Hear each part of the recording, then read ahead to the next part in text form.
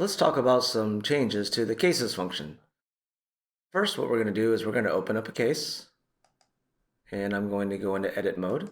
And now you'll notice here we have added a client of field. So you can look up and select the client of for a particular case. Now with the addition of adding the client of at the case level, that also changes the actual look of the function itself. If you'll look on the left-hand side of the search criteria, we've added a client of search, so you can pull all cases assigned by client of. And if you look at the results pane here on the right, client of is also a column as a result.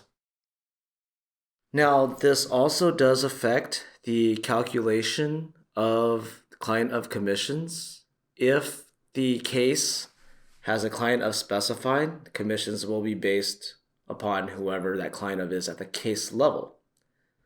If there is no client of at the case level, but your jobs have their own client of tied to them, that commission will still be based upon the scheduling contact.